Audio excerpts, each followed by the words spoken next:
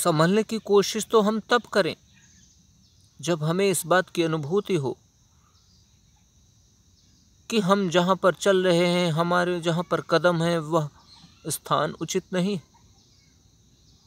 यदि ऐसा आभास होने लगे तो शायद हमारे अंदर खुद को संभालने की, खुद को संतुलित करने की, खुद को समन्वित करने की, संशोधित करने की प्रक्रिया शुरू हो जाए। पर ऐसा कैसे हो जाए जब हम मानने को ही नहीं तैयार हैं, जानने को तैयार नहीं हैं, समझने को भी तैयार नहीं हैं? फिर अब क्या सोचा जाए? यही तो अज्ञान की स्थिति हमारे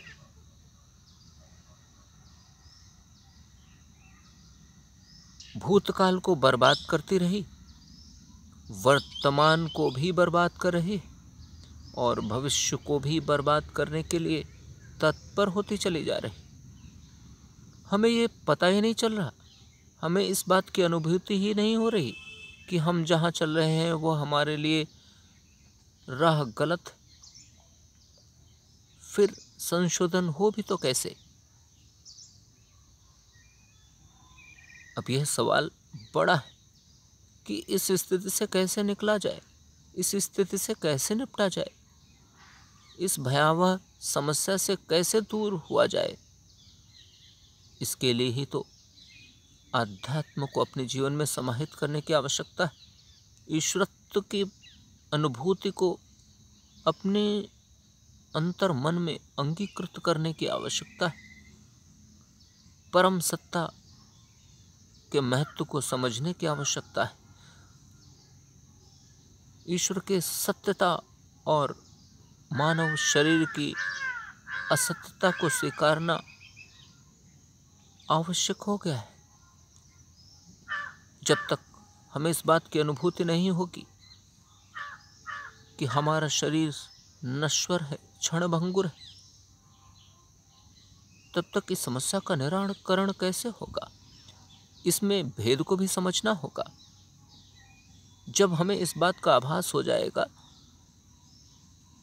कि मनुष्य में, जीव में और परम शक्ति में, ईश्वर में बहुत अंतर है। ईश्वर ही सत्य है, बाकी सर्वस्व नष्ट होने वाला है, नष्ट भ्रष्ट हो जाने जैसा है।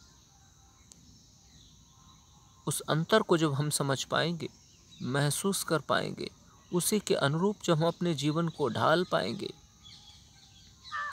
अपने जीवन को संभाल पाएंगे, तभी इन समस्याओं का निराकरण होगा। अन्यथा इसी प्रकार से ही एक तो नहीं अगणित लोग इस मृत्युलोक में आते हैं और जैसे तैसे जीकर, अज्ञान के वशीभूत रहकर और उसी स्थिति में ही दुनिया से चल देते हैं।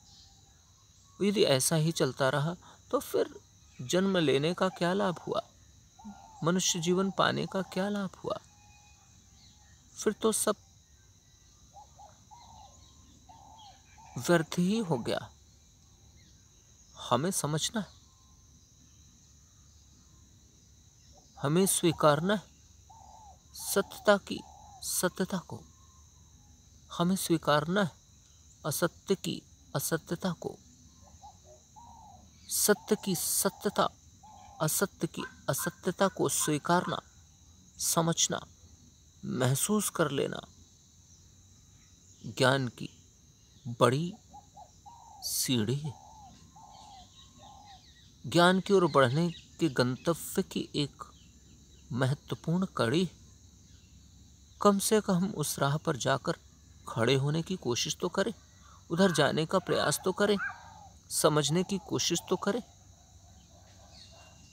यदि हम प्रयास करेंगे तो सफलताएं क्यों नहीं मिलेंगी? मनुष्य इस सृष्टि का सबसे बुद्धिमान जीव है।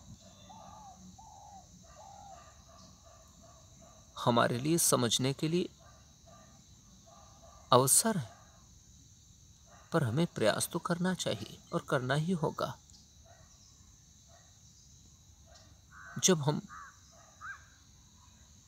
इन वास्तविकताओं को समझेंगे, तभी हमारे अंदर सतराहों के ऊपर कदम रखने की अभिलाषाएं, इच्छाएं जगेंगी, जिसमें सत्य, न्याय, धर्म, ईमानदारी, मानवता, शांति, अहिंसा जैसे महान गुणों को स्वीकार कर अपने जीवन में अंगीकृत करने की इच्छा शक्ति पैदा होगी, जो हमें